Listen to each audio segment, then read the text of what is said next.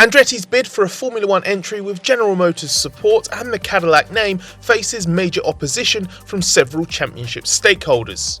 Last week we analysed the news that Andretti and General Motors would bid for an Andretti Cadillac F1 team and explained why the value of an entry that included the biggest automotive company in the United States seemed extraordinary. But the news has not had the support from the F1 fraternity hoped for by Andretti, or, as it turns out, the FIA, which is unhappy with how F1 and its teams have responded. FIA President Mohammed Ben Sulayem has taken the surprise step of calling out what he perceives to be an adverse reaction to last week's Andretti Cadillac announcement. His comments are quite extraordinary given there was no explicit public criticism of the news from any significant party in F1. F1 did issue an admittedly unenthusiastic statement that stressed there are various conversations in play and that the championship cannot be compromised, while no team commented publicly about it and fan reaction seems to have been overwhelmingly positive. Privately though, some doubts and worries have surfaced within F1, and the FIA president has now helped make this a public matter. The root of this is believed to be that there is far from unanimity on whether this mooted Andretti General Motors partnership is what it seems, and whether it would benefit F1 as much as a full manufacture project should. Andretti has chased a place on the F1 grid for a long time, and after being repeatedly rebuffed, project leader Michael Andretti has changed approach and swapped his independent effort for one with a manufacturer association. Having criticised the likes of Mercedes boss Toto Wolff for what he perceived to be disrespectful comments towards his organisation last year, Andretti appears to now be doing exactly what Wolff and others have asked, by finding a way to make a better case that his F1 team would add value to the championship.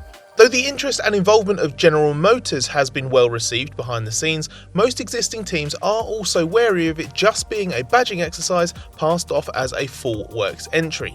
We understand that all but one team have indicated to the FIA that they would not support expanding the grid for Andretti Cadillac. The exception is Alpine, for Renault is believed to be the manufacturer that would supply this new project with an engine from 2026. Perhaps Andretti and General Motors saw some resistance coming, hence some punchy messaging from the likes of GM President Mark Reuss hinting at more direct technological involvement in the future. That is not how the Alfa Romeo sponsorship of Sauber works, for example, so was perhaps a way to make this sound like more of a game changer, not just a glorified branding deal. But words count for very little, especially if stakeholders are cynical and not giving Andretti the benefit of the doubt. Given the long-running F1 Andretti standoff, it's worth considering whether a bid for a General Motors blessed Cadillac F1 project would have received a warmer response if it didn't carry the apparent baggage of its Andretti association. The F1 reference to private conversations with other interested parties was telling. Think of how publicly Andretti discussed trying and failing to buy Sauber in 2021, for example, or the obvious public lobbying in Miami last year when Michael Andretti tried to get teams to sign a letter supporting an Andretti Global F1 entry. So whether General Motors wanted to start a new team and run it under the Cadillac banner as an out-and-out undeniable works project, or work with another established motorsport partner, it feels like these would get more favour than a joint bid with an entity that has clearly put some F1 noses out of joint. And we can be certain that if General Motors was considering partnering with an existing team and rebadging it Cadillac, nobody would be against that. This brings us to the subject of dilution and of the inherent argument over whether F1 should prioritise the current 10 teams or allow more to enter. Over the past couple of years, dilution has been at the centre of any discussion about new entries. Liberty Media and the existing 10 teams have advocated a franchise model that strengthens the existing competitors and maximises everyone's share of an increasingly bigger pot as F1 continues to grow. To protect against this, the most recent Concord agreement included a $200 million anti-dilution fund that effectively acts as an entry fee a new team would need to pay to be shared with all existing entries. This would be a one-off payment that would give some short-term cover for how much the current teams would lose by another team taking a share of the revenue. But it appears that the consensus among most of the existing teams is that this figure is actually too low in hindsight. They feel that F1's growth means they will lose more than that will give them. The likely argument is that this raises the bar of entry for a new team even further, with full involvement from an automotive manufacturer a clear priority, something several stakeholders doubt would actually be the case with Andretti Cadillac.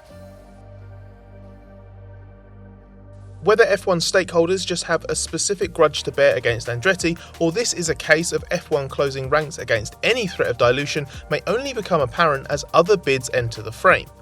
But for now, there is clear and strong opposition to this specific proposal, which may have got caught up in an ongoing F1 FIA power struggle as well. After F1 appeared to lead the way courting Audi and getting the German manufacturer to commit to a 2026 engine project and buy the Sauber team, the Andretti Cadillac idea appears to have won the support of FIA President Ben Sulayem. His announcement of a plan to call for expressions of interest was swiftly followed by the Andretti news, in which Michael Andretti name-checked the FIA president. Now Ben Sulayem has felt compelled to publicly call out the fact that this has been met with unnamed unenthusiasm. He's referenced the FIA previously accepting smaller, successful organisations, which had an air of, we let those brands in, why would anyone object to this? And he has changed the narrative by actively pushing the merits of new teams for the first time, while F1 remains much more reserved about the idea. So there's inherent disagreement at the highest level over what is best for the championship, and any new proposal will struggle to make progress until that is resolved. As with all major F1 decisions, deciding on whether to accept a new team will be influenced by politics, greed and self-interest. Throw in specific concerns about the Andretti General Motors Cadillac idea as well, and what seems like a no-brainer on the surface is far from guaranteed a spot on the grid.